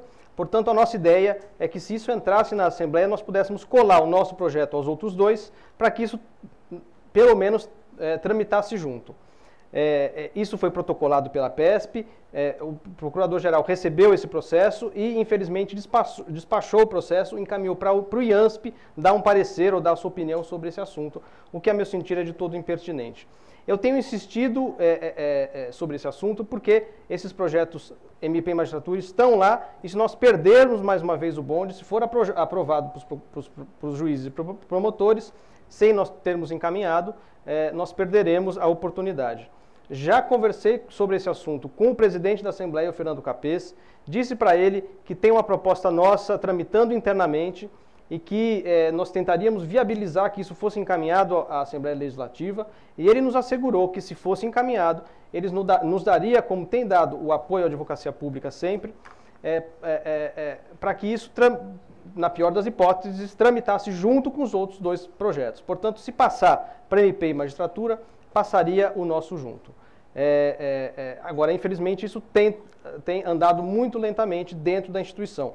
faremos os esforços necessários, interna e externamente à PGE, para viabilizar, no mínimo, o encaminhamento desse projeto à Alesp, para que lá nós possamos trabalhar também, para que ele seja conduzido junto com das outras carreiras. Eu passo a palavra então ao Dr. Marcos para responder a mesma pergunta.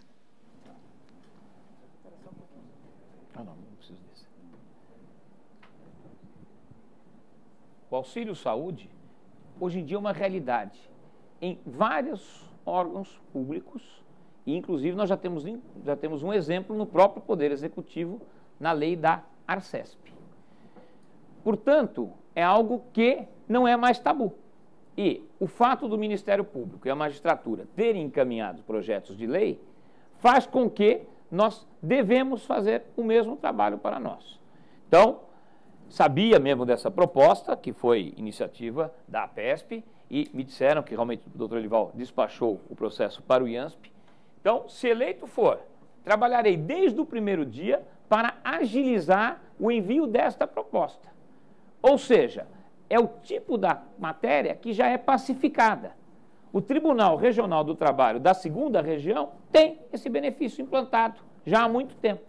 Então, não é tabu, não é algo que nós estamos pedindo, algo diferente, algo que demanda grande estudo, algo que demanda grande impacto, ou algo que realmente tem alguma dúvida jurídica. É algo que nós temos que fazer o mais rápido possível. Até porque já existem esses projetos da magistratura e do Ministério Público tramitando. Então, seria de todo conveniente que nós conseguimos que essa tramitação fosse junta, de sorte que, evidentemente, os deputados poderiam aprová-las conjuntamente. Então, o meu compromisso, se eleito for, será marcar uma reunião o mais rápido possível para o doutor Elival, propondo exatamente esta agilização, que nós façamos um projeto igual ao projeto deles e que nós deixamos para a Assembleia. E usarei este exemplo, que já existe no âmbito do Executivo, já existe na lei da Arcesp. Portanto, não estamos falando nada de diferente do que já existe no próprio Poder Executivo.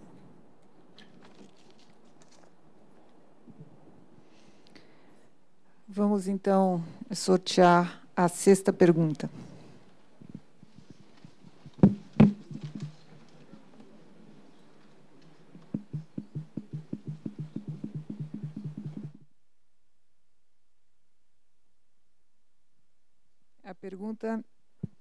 A pergunta foi formulada pela doutora Mônica Zíngaro. Os fiscais da Receita Estadual possuem um bônus de produtividade pago para ativos e inativos e que pode passar o teto constitucional. Qual é a opinião dos candidatos a esse respeito? Então, quem tem que responder essa pergunta primeiro é o doutor Marcos.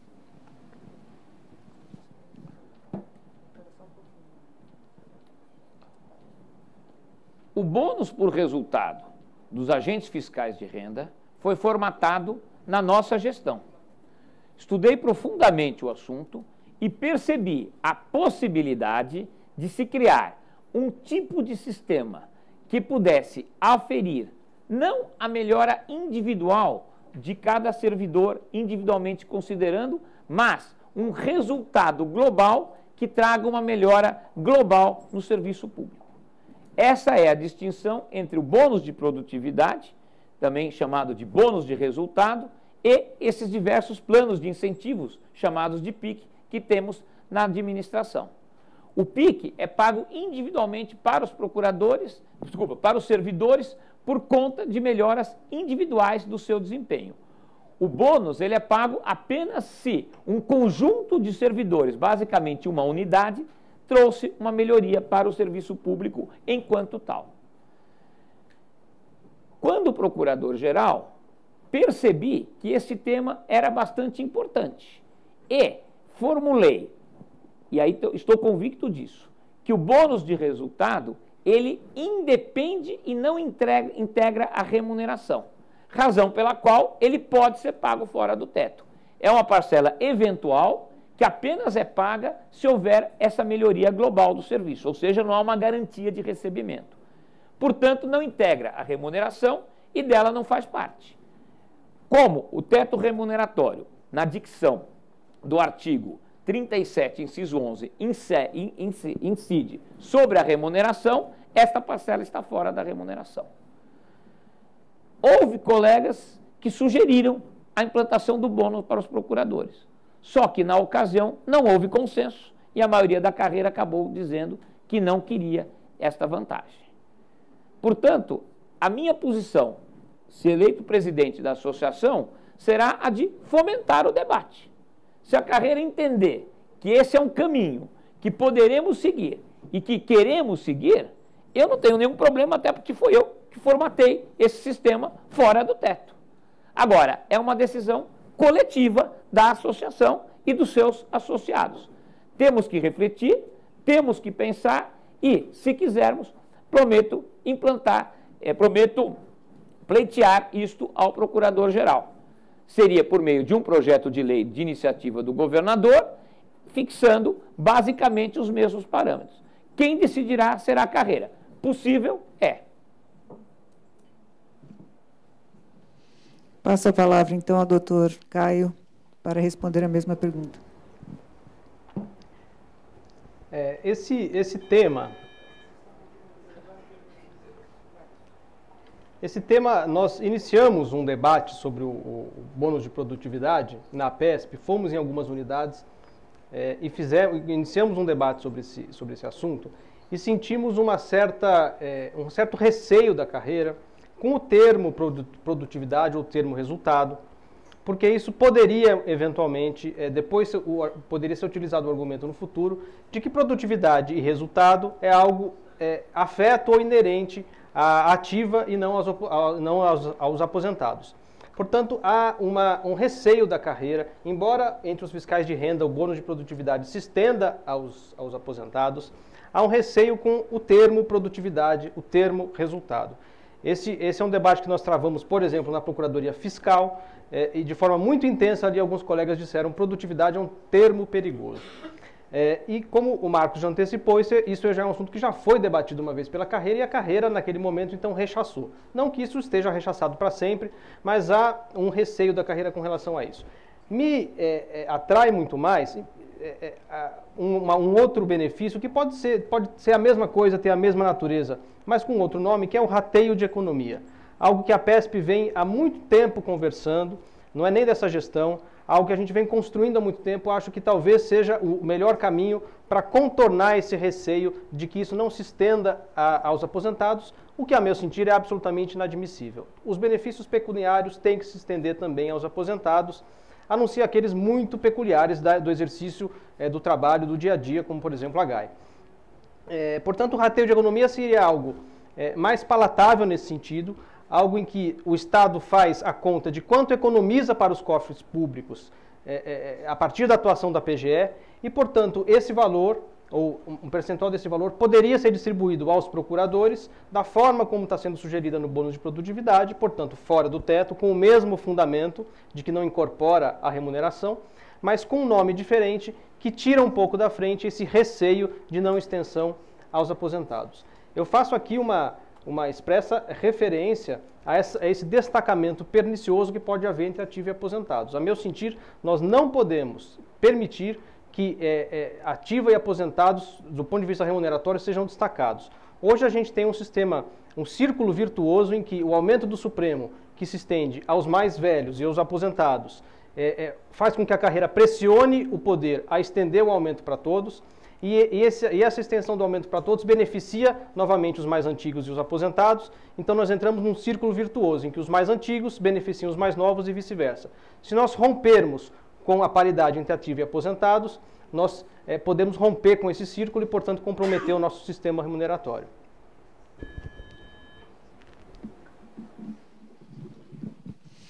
Eu vou sortear, então, a 7ª pergunta, que o primeiro a responder agora é o Dr. Caio.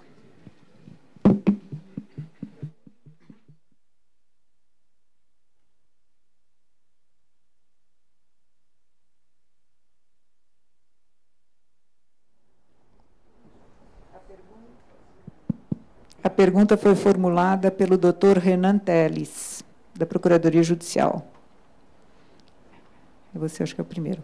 o candidato entende cabível a sistemática atual de distribuição da verba honorária em 14 variações de números de cotas entre colegas da mesma carreira?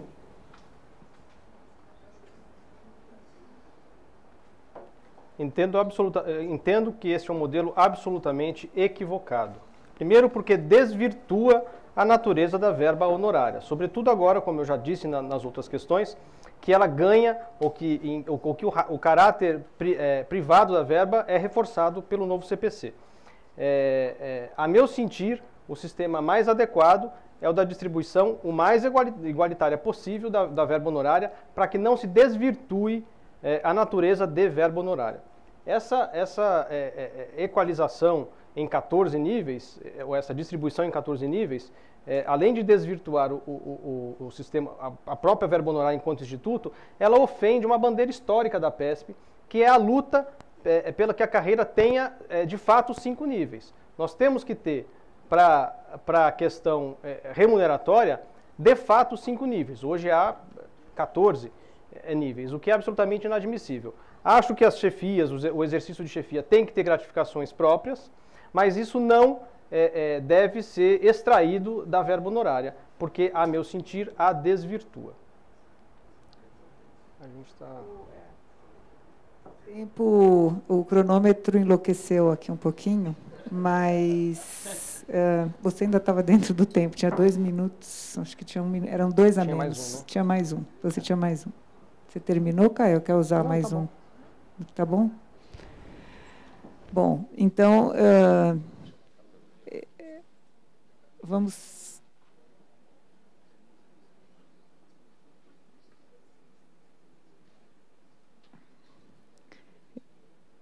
Será que já dá? Então, eu vou passar a palavra, então, ao Dr. Marcos para responder a mesma pergunta.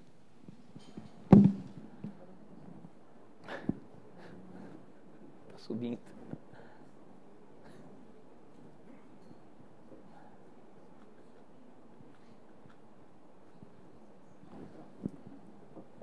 Olha, essa pergunta é extremamente pertinente, porque o grande problema que eu encontrei quando eu assumi o cargo de procurador-geral era uma imensa disparidade da verba honorária dos níveis iniciais em relação aos cargos em comissão.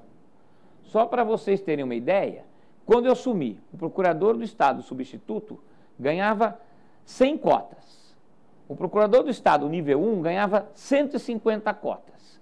E o procurador-geral do Estado ganhava 286 cotas. Portanto, podemos arredondar que o nível substituto ganhava 1/3 do que ganhava o procurador-geral e o nível 1 ganhava metade do que ganhava o procurador-geral. Isso é totalmente inadmissível.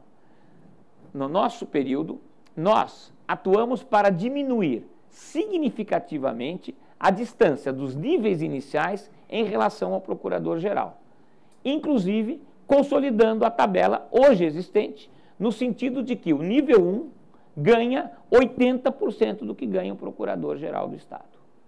Então, na realidade, isso foi perfeitamente possível e é uma situação que equaliza todos os níveis da carreira.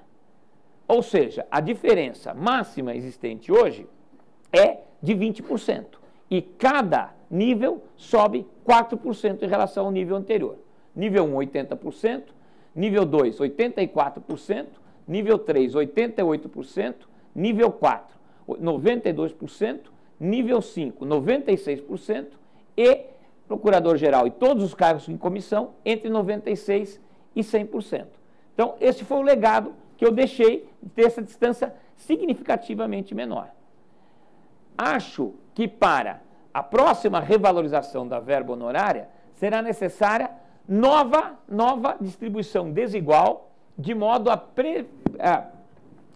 privilegiar os colegas dos níveis iniciais. Então, a proposta que formulei em meu programa e que prometo lutar para implementar é um aumento desigual da verba honorária no sentido de, no mínimo, o índice que o Supremo vier a definir como índice do seu aumento. E, a partir desse índice, aumentos maiores, significativamente maiores, para os níveis iniciais em relação aos níveis finais. Ou seja, no mínimo, todos ganharão reajuste do Supremo e os demais níveis 1, 2, 3 e 4 ganharão valores maiores. Tenho certeza que com isso poderemos fazer com que os novos colegas do nível 1 estejam na mesma situação dos seus paradigmas das outras carreiras.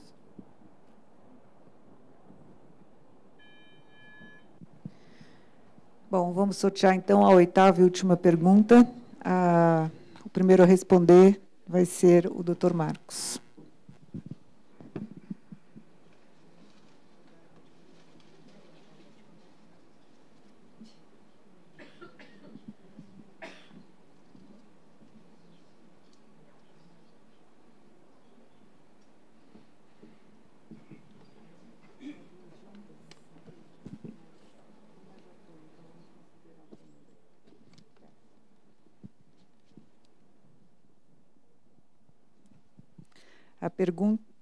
A pergunta foi formulada pela doutora Mônica Eguchi. Os candidatos acham que a propositura de ações judiciais devem ser precedidas de estudos e que tais estudos devem ser divulgados à carreira para que ela possa ter subsídios para decidir a favor ou contra o ajuizamento?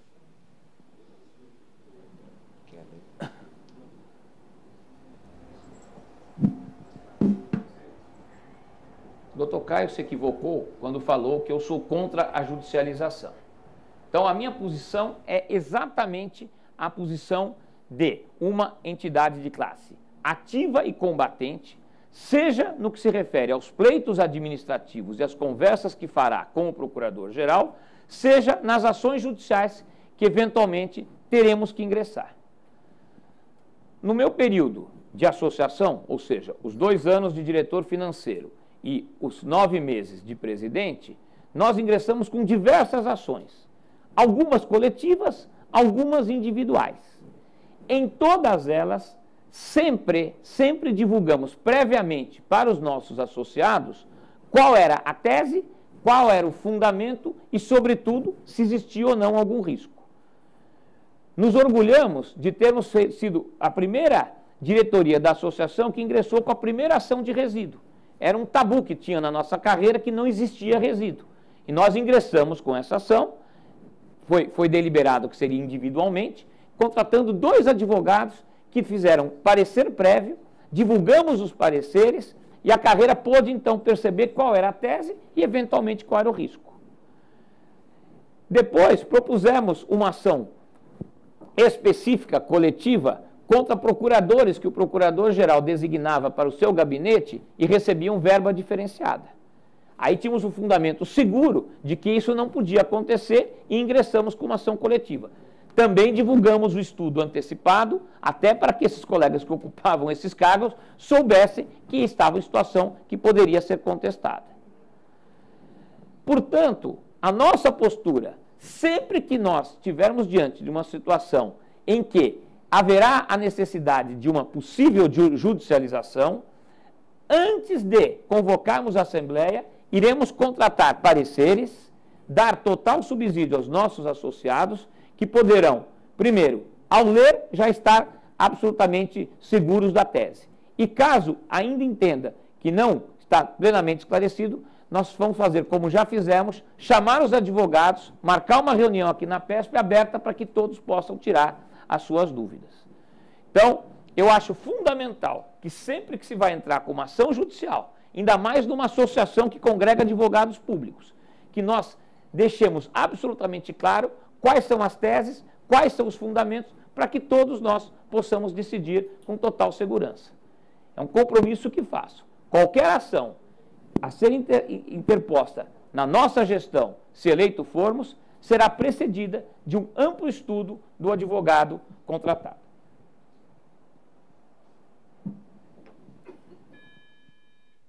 Eu passo a palavra, então, ao Dr. Caio para responder a última pergunta. Nos últimos 2 anos, a PESP ajuizou uma quantidade de ações coletivas que não tinha ajuizado nas últimas décadas, buscando benefícios e direitos dos seus procuradores. todas essas ações, 100% delas, até por uma exigência do Supremo Tribunal Federal, foram precedidas de autorização em Assembleia. Nós somos uma carreira de advogados, de pessoas absolutamente instruídas, e todas as ações que nós ajuizamos foram ações discutidas na Assembleia Geral e aprovadas, quase todas por unanimidade. Eu vou elencar algumas aqui e todas elas os senhores já saberão de antemão se a tese é boa ou não. Natureza indenizatória da GAI, ajuizamos a ação. Contra uma lei que foi criada pelo Marcos, que atribuiu natureza remuneratória à GAI. Aposentadoria no nível. Há um parecer PA que exige que o colega fique 5 anos no nível para se aposentar neste nível. Contra a jurisprudência do Supremo Tribunal Federal, ajuizamos a ação precedida de autorização. Previdência dos novos colegas. Essa é uma ação um pouco mais polêmica. Chamamos todos os interessados para diversas reuniões aqui na PESP. Os colegas compareceram diversas vezes aqui, debatemos profundamente esse assunto e só depois que ele estava maduro, ajuizamos a ação. Teto 100% do Supremo. A tese, ela é batida, todos conhecem a tese, ela não precisa ser previamente explicada, a gente não vai explicar o Padre Nosso ao Vigário, porque todos aqui são advogados altamente instruídos e batendo o olho numa tese dessa aqui, sabem que é um benefício ao procurador, que deve ser ajuizada. Afastamento de licença-saúde contado como tempo de efetivo serviço. Basta dizer isso que todos os procuradores aqui que têm conhecimento jurídico gigantesco sabem que não precisa de um parecer para fundamentar a autorização para ajuizamento de uma ação dessa. Descontos na declaração de imposto de renda com gasto em educação. Há precedentes no Superior Tribunal de Justiça, há precedentes no TRF tratando desse assunto. Portanto, todas as ações foram ajuizadas, primeiro, previamente autorizadas, e segundo, debatidas na Assembleia Geral, e em terceiro lugar, são ações que revelam uma simplicidade teórica que todos os procuradores, de antemão, certamente já têm plenas condições de definir, tanto que assim definiram. Ninguém chegou na Assembleia e disse, esse tema eu não conheço, gostaria de me aprofundar. Agora, todos aqueles em que há questões políticas e estratégicas mais aprofundadas, evidentemente que nós submeteremos ou submeteríamos, se fosse o caso, a um parecer, a uma discussão maior, como foi, por exemplo, a da Previdência dos Novos, em que debatemos profundamente durante muitos meses esse tema aqui nesse salão, e aí então, quando os colegas autorizaram, nós ajuizamos a ação.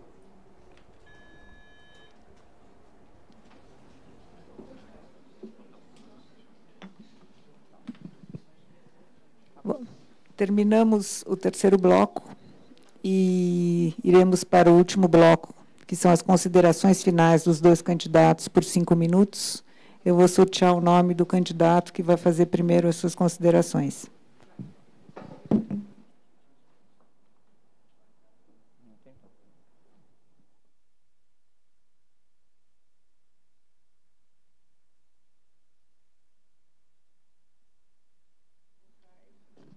O doutor Caio vai iniciar com 5 minutos as considerações finais.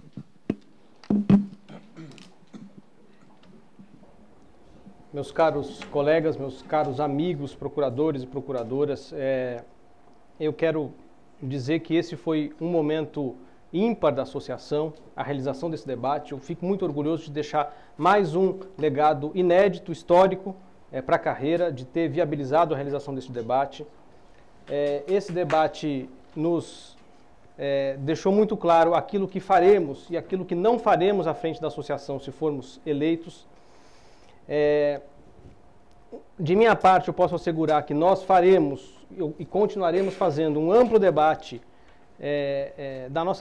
das questões da advocacia pública lá em Brasília, algo que temos desenvolvido com muito cuidado nos últimos 2 anos.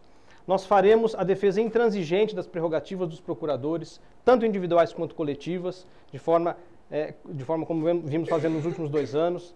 Continuaremos com a política de ajuizamento de ações de forma responsável e pré-autorizada pela carreira. Continuaremos numa luta interminável pela autonomia da advocacia pública, pela realização de lista tríplice, mais algo que nos orgulha também de ter deixado para a carreira um legado. Espero que a carreira sempre exija dessa associação a realização de processos de lista tríplice, a participação de todos vocês, colegas, no processo de escolha do Procurador-Geral.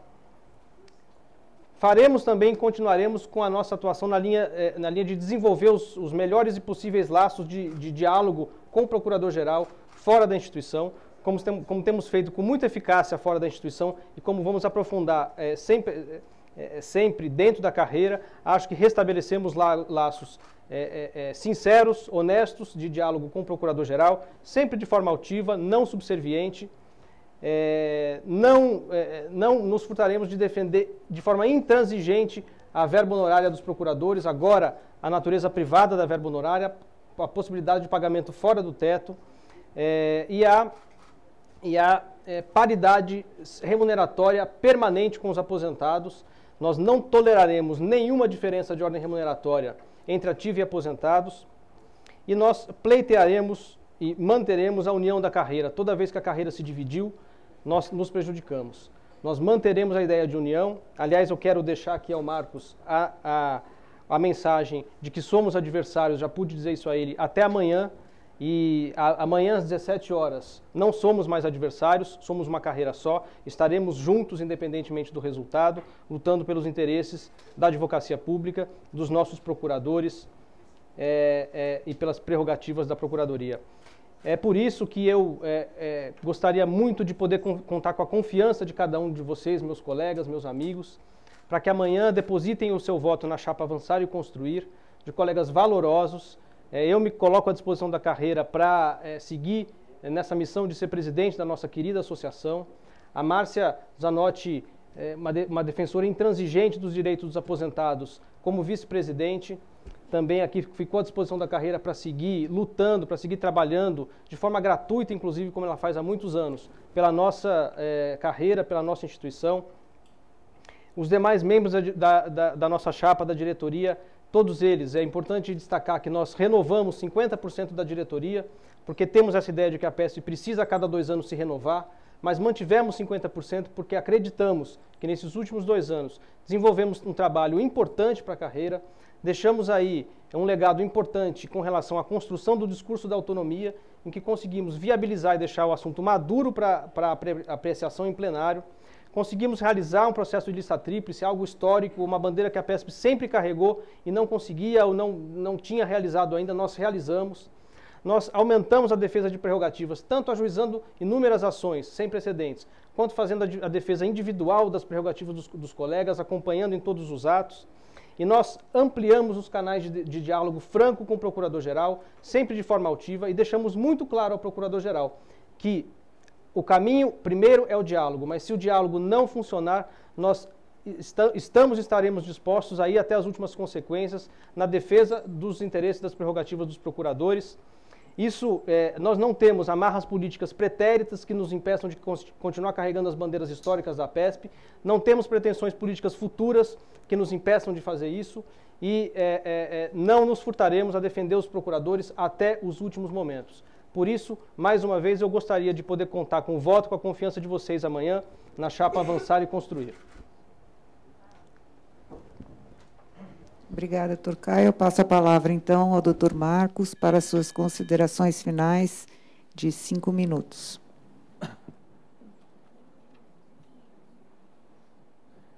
Eu vou começar minhas considerações finais esclarecendo 2 pontos que eu acho que talvez não tenham ficado bem claros no debate. Primeiro, o doutor Caio referiu-se que eu criei a GAE com natureza indenizatória na lei. Isso é absolutamente incorreto. A GAE que foi criada na minha gestão é exatamente igual à gratificação que existe na Defensoria e quem identificou a GAE como indenizatória foi o atual Procurador-Geral que regulamentou a matéria por decreto. Então, eu digo isso com muita tranquilidade porque foi um acordo que fizemos na Assembleia e não houve nenhuma emenda. Se, evidentemente, tivesse dúvida naquele momento, tenho certeza que a associação teria apresentado uma emenda para mudar a sua natureza. Com relação à PEC da Previdência, que eu perguntei para o doutor Caio qual seria o discurso que ele faria em relação àquela questão do déficit, eu vou dizer qual o discurso que eu farei se eleito for. E se chamado a falar dessa questão do déficit, direi claramente que não existe mais déficit atuarial na Previdência, na medida em que, com a contribuição previdenciária dos servidores inativos, todos nós pagaremos contribuição previdenciária enquanto vivermos. Ou seja, Se eu me aposentar aos 60 anos e morrer aos 90 anos, não tem déficit atuarial nenhum. Isso é uma falácia, é algo que não existe. O que existe é um déficit anterior de uma geração que contribuiu menos, mas que está corrigido com a contribuição previdenciária dos servidores inativos. E esse déficit nominal, que eles falam que aumentou 50% entre 2010 e 2015, que vai dobrar em 2018, é fruto única e exclusivamente do regime complementar que eles criaram. Ou seja, esse regime complementar, ele diminui receita do governo e aumenta a sua despesa. Porque o governo tem que continuar pagando os outros e completar a contribuição dos procuradores e servidores que estão no regime complementar. Portanto, esse discurso de déficit é uma falácia pura e, se eleito presidente da associação, deixarei muito claro isso. Acompanharei com todo afinco todas as PECs que estão lá em Brasília. Desde a PEC da autonomia, passando pela PEC que cria uma parcela indenizatória por tempo de serviço para a magistratura e Ministério Público, passando por todas as PECs previdenciárias, essas que o Dr. Caio referiu-se, e aquela que virá. Vocês podem ter certeza que virá. Adorarei que não venha, mas tenho certeza que virá. Serei um defensor intransigente de todos os nossos colegas aposentados. Quem deu a vida pela carreira não merece sofrer nenhum tipo de preocupação com relação à perda de seus direitos. Portanto, qualquer discurso que venha com aquela história que, eventualmente, os aposentados devam ser tratados de maneira diferente, algo que surge meio subrepticiamente, mas surge, terá a minha total oposição. Eu quero deixar muito claro o meu compromisso com os aposentados. Tá? Estarei muito perto dos colegas das nossas unidades, da capital e do interior, que estão sofrendo com todas as condições insalubres de trabalho, seja pela quantidade, seja pela estrutura, seja por procedimentos ultrapassados que lutaremos para mudar. Temos certeza que os nossos núcleos de acompanhamento mapearão rapidamente todos esses problemas e levaremos aos subprocuradores propostas concretas e viáveis de soluções. E faremos tantas reuniões com eles quantas necessárias forem. Realizaremos ampla discussão sobre todos os temas que afligem a carreira, seja nas unidades, seja pelo programa já assumido de convocação de um congresso interno da Procuradoria, tal como fizemos em 2002. Se eleito, nos comprometemos a fazer um até o final do próximo semestre. Por fim, entendo que a minha experiência e toda a minha demonstração de luta pela carreira me credencia a pedir o voto de todos vocês para a nossa eleição de amanhã. Como Caio, a eleição para mim terminará amanhã. Ganhando ou perdendo, a PESP estará junto. Mas eu acredito que se a chapa Construindo o Futuro for vitoriosa, nós teremos totais condições de, nos próximos 2 anos, implementar todo o nosso programa e criar condições benéficas para a carreira. Eu me preocupo bastante com o dia a dia dos procuradores. E temo que, se nós não resolvermos rapidamente os seus problemas, a carreira passará por um momento extremamente difícil já no ano que vem.